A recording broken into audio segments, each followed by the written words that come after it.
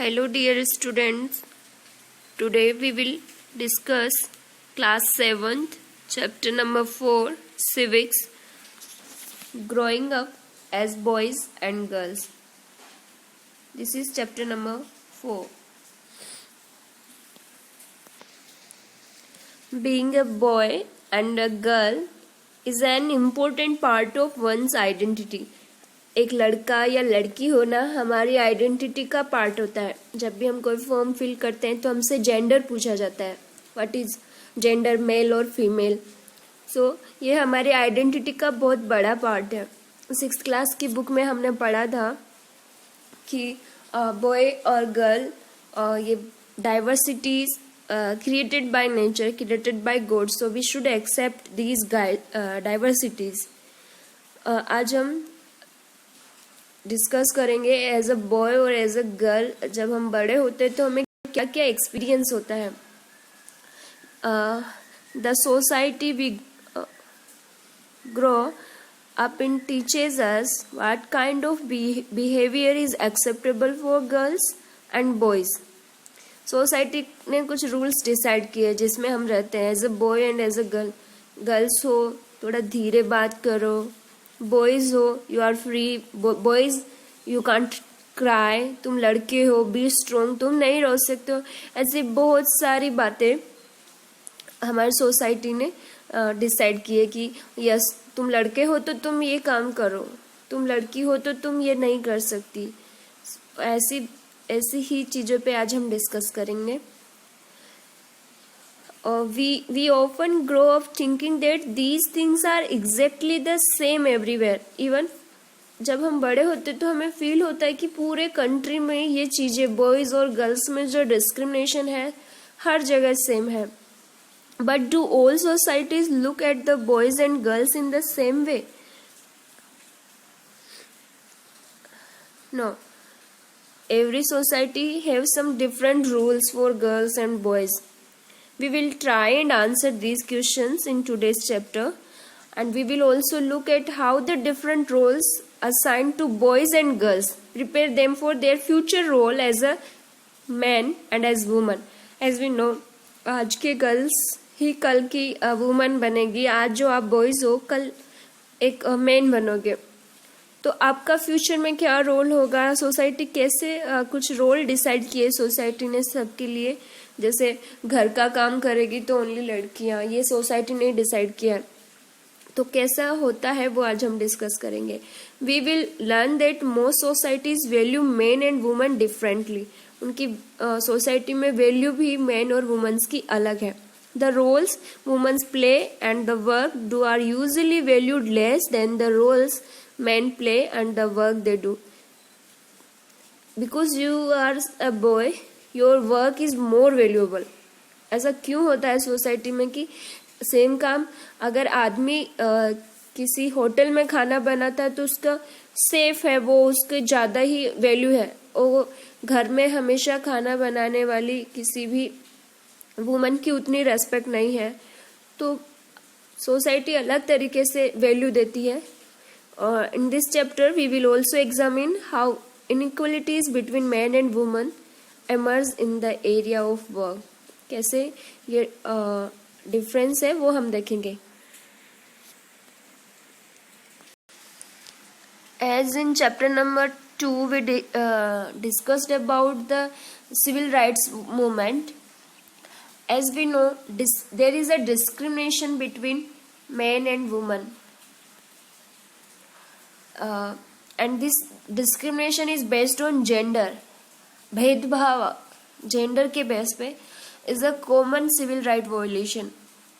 Discrimination on the basis of gender takes many forms, including an unequal pay for women who do the same job as men.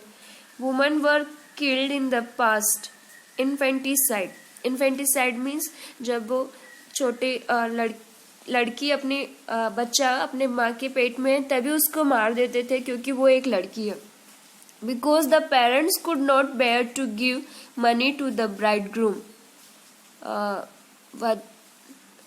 शादी के समय जो dowry देते हैं वो afford नहीं कर सकते, इसलिए बहुत सारे गर्ल्स को पेट में इस धरती पे आने से पहले ही मार दिया जाता था.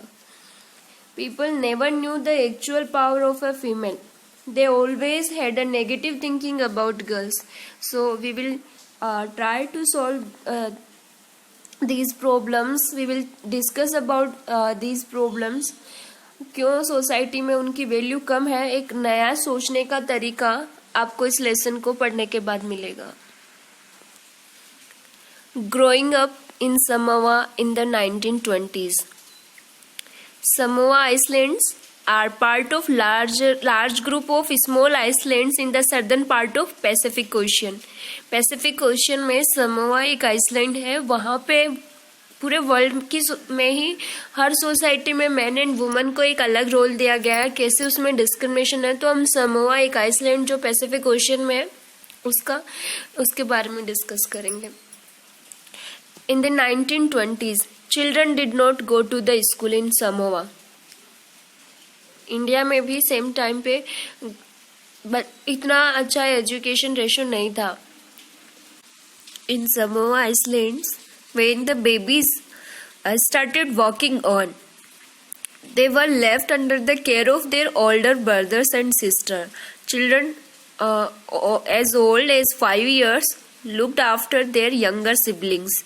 समोआ में क्या होता था, जैसे ही बच्चों ने थोड़ा चलना शुरू किया, वो पेरेंट्स उसको अपने ही उसका बड़ा भाई या बड़ी बहन उनकी देखभाल करेंगे, उनके लिए छोड़ देते थे. 5 साल की बड़े हो गए आप, तो उनसे छोटे बच्चों की देखभाल आपको ही करनी है, अपने बहन भाई की. ये समोआ का कल्चर है. After attending 9 years of age, boys joined older boys for outdoor activities like fishing and planting coconuts.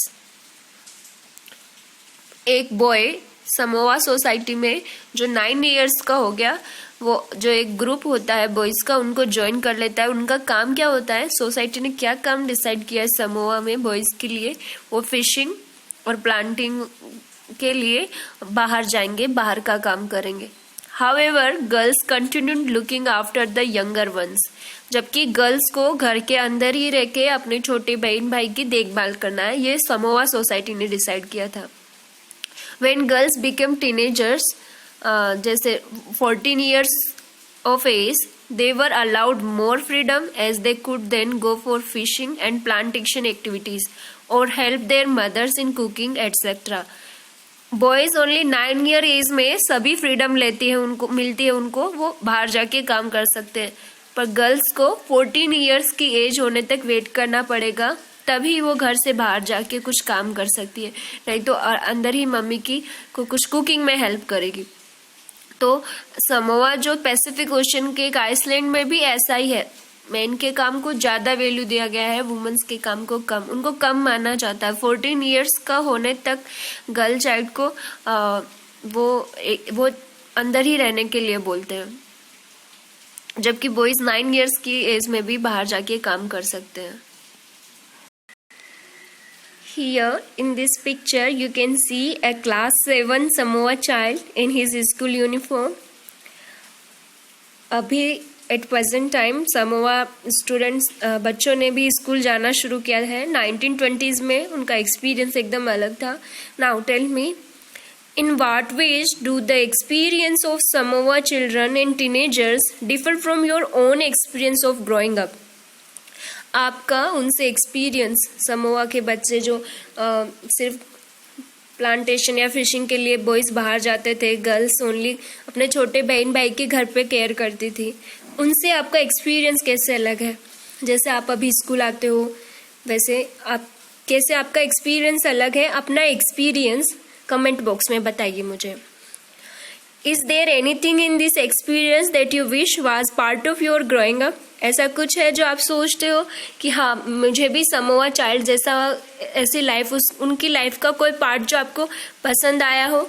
अगर आप ऐसी कोई विश है तो कमेंट बॉक्स में कमेंट करके मुझे बताइए.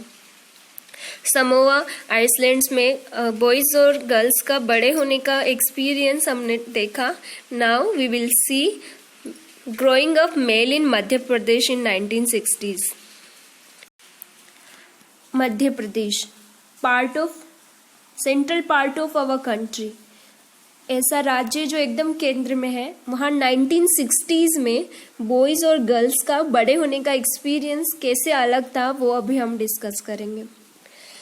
From class 6th onwards boys and girls went to separate schools. आज जो हम को एजुकेशन देख रहे हैं, गर्ल्स बॉयज़ एक ही स्कूल में पढ़ते हो आप, ऐसा नहीं था 1960s में मध्य प्रदेश में। उनके लिए अलग अलग स्कूल थे। The girls school was design very differently from the boys. Girls की सेफ्टी को देखते हुए उनकी प्लेग्राउंड, उनका स्कूल बिल्डिंग अलग तरीके से डिज़ाइन किया जाता था, बॉयज़ का अलग। इन मध्य प्रदेश boys and girls had different outlook. The schools for boys was open while the one for girls was closed. Boys का जो स्कूल था एकदम ओपन एरिया में रहता था, अपनी कोई बाउंड्री नहीं थी, पर गर्ल्स का पूरी उनकी सेफ्टी को देखते हुए एकदम क्लोज्ड रहता था। बॉयज़ एंड गर्ल्स के लिए स्कूल तो अलग होता ही था, स्कूल जाने के रास्ते में उनकी एक्टिविटीज़ भी अलग होती थी। जहाँ बॉयज़ फ्रीली आराम से एंजॉय करते हुए जाते थे, उनके लिए वो बहुत अलग स्पेशल मोमेंट्स होते थे। वहीं girls were in groups, perhaps because they also carried a fear of being teased और अटैक्ड। गर्ल्स बेचारे सिंपली स्ट्रेट जाती थी उन स्ट्रीट से, क्योंकि उनको डर था कि वो कोई टीज करेगा उनको। गर्ल्स को स्कूल जाना उस टाइम पे उतना अलाउड नहीं था। तो गर्ल्स एंड बॉयज़ का एक्सपीरियंस एकदम अलग। हमने 2 एग्जाम्पल देखे, Samoa and Madhya Pradesh in 1960s। After reading these 2 examples, we realize that there are many different ways of growing up. Often we think that there is only one way in which we growing up. This is because we are most familiar with our own experience. If we talk to our elder one in our family, we will see that their childhoods were probably very different from us, from ours. So you can ask to your ajji, your grandfather, your grandmother, and your mother, your elder sister, वो बचपन में उनका बड़े होने का, वो क्या कैसे बड़े हुए, चाइल्डहुड में वो लोग क्या क्या करते थे। एक बार अपना एक्सपीरियंस, उनका एक्सपीरियंस भी आप देख लेना, उनसे पूछना। We also realize that societies make clear distinctions between boys and girls. इतना डिफरेंस कर दिया है सोसाइटी ने। This begins from a very young age, छोटे चाइल्डहुड से स्टार्ट हो जाता है। We are, for example, given different toys to play with. Boys usually given cars and to play.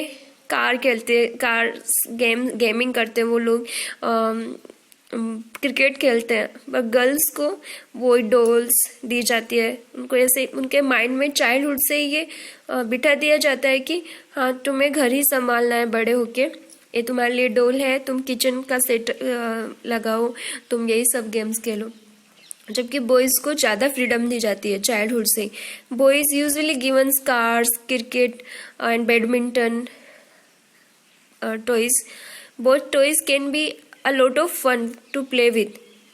Y girls then given dolls and boys are cars?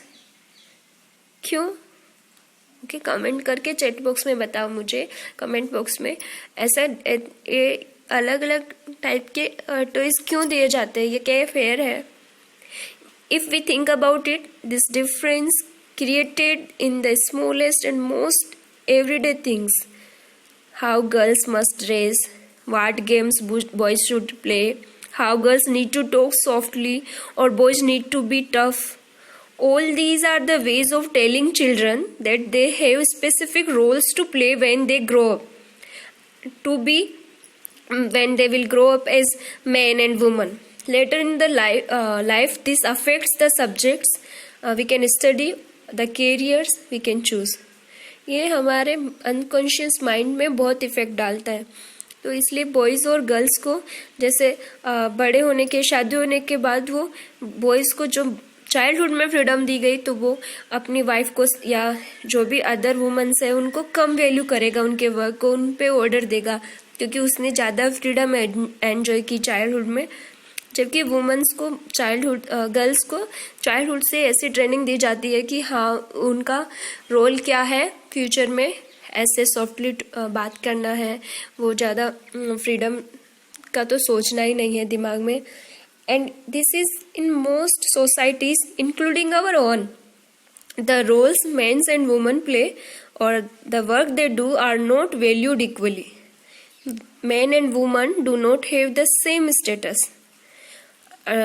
Next एक example लेंगे हम, एक story वो second part में आपको बताऊंगी. My mother does not work. कैसे man और वुमन का वही बच्चे जब बड़े होके मैन और वुमन बनते हैं, कैसे उनके कैसे वो डिफरेंस करते हैं, वैल्यू देते हैं मैन एंड वुमन के वर्क को, वो सेकंड पार्ट में मैं बताऊंगी. इसमें हमने देखा Madhya Pradesh and Samoa islands में उनका एक्सपीरियंस कैसा था. Okay, thank you. Next part में वुमेन्स का और मेंस का वैल्यू कैसे डिफरेंट होता है, कोई भी वर्क को सोसाइटी क्यों डिफरेंट वैल्यूज देती है, वो हम डिस्कस करेंगे.